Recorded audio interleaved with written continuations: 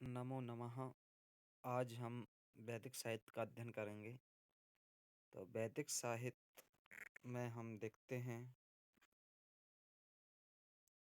कि भारत के पश्चिम उत्तर भाग में स्थित सप्त सिंधु प्रदेश निवासियों की साहित्यिक अभिव्यक्ति मौखिक रूप से जिस भाषा से हुई है उसे वैदिक संस्कृत कहते हैं। इस भाषा में बहुमूल साहित्यिक परंपरा चली आ रही है जो धार्मिक एवं लौकिक विषयों से भी भरी थी। वैदिक साहित्य समाज तत्कालीन प्रवृत्तियों को समझने में उपदेशक है। अपन इसके मुख्य बिंदुओं को देखते हैं। मुख्य बिंदुओं में आपका यह है कि वैदिक साहित्य का विकास 6000 से 800 ईसा पूर्व माना जाता है। ठीक है, मतलब कि वैदिक साहित्य का विकास 6000 से 800 ईसा पूर्व माना गया। इसकी काल अवधि मानेंगे 4 चरणों में इसका विकास हुआ है। पहला चरण क्या है? संहिता। तो अपन अब संहिता को देखते हैं। तो संहिताओं में वैदिक मंत्रों का संग्रह किया गया है और इनके 4 मुख्य रूप हैं: ऋग्वेद संहिता, यजुर्वेद संहिता, सामवेद संहिता और अथर्ववेद संहिता। इनका विभाजन वैदिक यज्ञों में काम करने वाले 4 ऋत्विजों या यज्ञ कराने वाले कार्यों को ध्यान में रखकर हुआ था। यज्ञों में 4 ऋत्विज होते हैं। पहला होता है होता, दूसरा होता है ध्वर्यु, तीसरा होता है उद्गाता और चौथा होता है ब्रह्मा। ठीक है, होता देवताओं को यज्ञ में बुलाता है, ऋचाओं का पाठ करते हुए देवों की स्तुति करता है। ठीक है, अगर क्वेश्चन बनता है कि होता किस वेद का है, तो यह ऋग्वेद का है। यह क्या करता है? तो यह देवताओं को बुलाता है और देवताओं की स्तुति करता है। ठीक है, अब इसके बाद देखते हैं अध्वर्यु को। तो अध्वर्यु का काम यज्ञ को विधि पूर्वक संपादन है। इसके लिए आवश्यक मंत्र यजुर्वेद संहिता में संकलित हैं। उद्गाता का काम ऋचाओं को सस्वर गान करना है, यानी उद्गाता सामवेद का ऋत्विक है जो कि ऋचाओं को संगीत में गान करता है, यानी सस्वर गान करता है मधुर स्वर में, जिससे देवताओं को प्रसन्न करता है। ठीक है, और अध्वर्यु यजुर्वेद का ऋत्विक है। ठीक है, यह यज्ञ की विधि पूर्वक संपादन करता है। अब आते हैं ब्रह्मा। तो ब्रह्मा अथर्ववेद का ऋत्विज है और यह यज्ञ का पूरा निरीक्षण करता है जिससे कोई त्रुटि ना हो जाए। यद्यपि वह सभी वेदों का ज्ञाता होता है, किंतु उसका अपना विशिष्ट वेद अथर्ववेद संहिता है। ठीक है, जो ब्रह्मा है ना, यह ज्ञाता है, यह यज्ञ का निरीक्षण करता है, और इसका अपना वेद अथर्ववेद है। ठीक है, और संहिताओं के अध्ययन के विभिन्न परिवारों में पृथक पृथक रूप से होता है। परिणाम स्वरूप कालांतर इनकी शाखाएं अनेक शाखाएं हो गईं। आज वैदिक संहिताओं में कुछ ही शाखाएं उपलब्ध हैं। ठीक है, अब आगे देखते हैं ब्राह्मण। दूसरा भाग क्या है? ब्राह्मण है। तो ब्राह्मण को देखते हैं। ब्राह्मण ग्रंथों में मुख्य उद्देश्य संहिताओं के मंत्रों द्वारा यज्ञों का व्याख्या करना था। इस प्रसंग में बहुत सी नैतिक, सामाजिक तथा राजनीतिक बातें भी आईं। वैदिक धर्म का सांगोपांग विवेचन इन ग्रंथों में ये किया गया है। ठीक है, जो वैदिक धर्म है उसका सांगोपांग विवेचन किया गया है।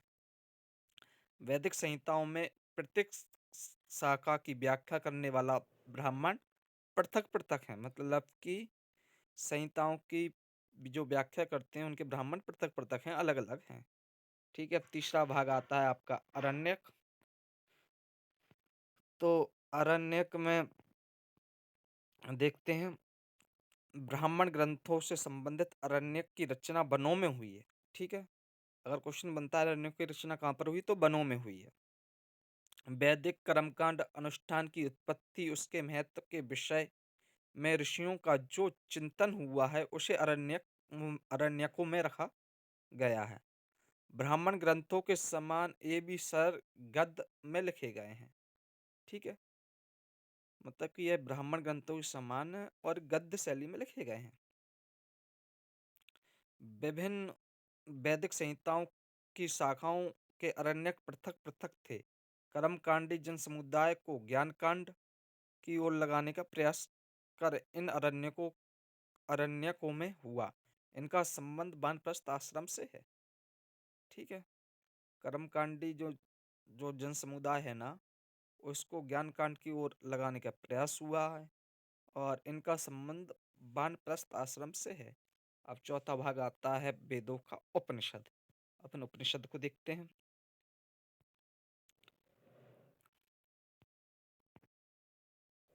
उपनिषद यह वैदिक साहित्य विकास के अंतिम चरण में उपनिषद ग्रंथ आते हैं।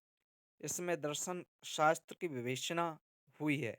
यद्यपि यह शास्त्र यत्र तत्र पहले भी संहिताओं अरण्यकों में आ चुका है। उपनिषदों में गुरु शिष्य संवादों के रूप में बहुत गूढ़ बातें कही गई हैं। ठीक है, उपनिषदों में गुरु शिष्य संवादों के रूप में बहुत गूढ़ बातें कही गई हैं। आत्मा ब्रह्म संसार के रहस्यों इन विवेचनों पर प्रकाश किया गया है। वैदिक साहित्य में अंतिम भाग होने होने तथा वैदिक दर्शन के रूप में विकसित प्रकाशित होने के कारण इसे वेदांत भी कहा जाता है। यानी उपनिषद का एक अन्य नाम क्या है? वेदांत। ठीक है, और यह दर्शन के रूप में भी प्रसिद्ध है। अब देखते हैं आगे। मूल वैदिक साहित्य को समझाने में इनका उपयोग बताने के लिए वेदांग ग्रंथ बने हैं। ठीक है, और वेदांग ग्रंथ कितने हैं? 6 हैं। ठीक है, शिक्षा उच्चारण विधि से होती है। और इसके बाद आता है दूसरा कल्प। तो यह कर्मकांड तथा आचार के लिए है। छंद अक्षरों की गणना के आधार पर पद्यात्मक मंत्रों के स्वरूप का निर्धारण तथा नामांकन करता है। अब इसके बाद आता है निरुक्त वेदांगों में। तो निरुक्त में वैदिक शब्दों का विवेचन निर्वचन या व्याख्याएं हैं। इसके बाद आता है व्याकरण। व्याकरण शब्दों की उत्पत्ति के लिए है तथा ज्योतिष यज्ञ के समय का निरूपण करता है। इन्हें उपयोगिता की दृष्टि से वैदिक साहित्य में रखा जाता है। ठीक है, यद्यपि इन विषयों ग्रंथों में लौकिक संस्कृत भाषा में लिखे गए हैं। वेदांग प्रायः सूत्रात्मक है और वैदिक कर्मकांड की विपुलता से संक्षिप्त वाक्यों में प्रकाशित करते हुए मुख्य रूप से कर्मकांड के संबंध में कल्प ग्रंथों सूत्र साहित्य में रखा जाता है। इनके मुख्य 4 विषय हैं। ठीक है, यानी जो कल्प है, कल्प के मुख्यतः 4 विषय हैं। वह पहला है आपका श्रौत सूत्र, दूसरा है गृह्य सूत्र, तीसरा है धर्म सूत्र और चौथा है शुल्ब सूत्र। ठीक है, तो अब श्रौत सूत्र में जानते हैं क्या है? श्रौत सूत्र वैदिक यज्ञों की प्रक्रिया बतलाने वाले हैं। गृह सूत्र व्यक्तिगत पारिवारिक जीवन से संबंध कर्मकांड का वर्णन करने वाले हैं। धर्म सूत्र धार्मिक एवं सामाजिक नियमों को कर्तव्यों को अधिकारों का वर्णन करने वाले हैं। शुल्ब सूत्र यज्ञ वेदिका को नापने और उसके निर्वहन का वर्णन करने वाले हैं। ठीक है, अब देखते हैं वैदिक साहित्य के प्रमुख ग्रंथों का परिचय। तो यहाँ से अपन कल देखेंगे। आज के लिए इतना ही दोस्तों। जय श्री राम।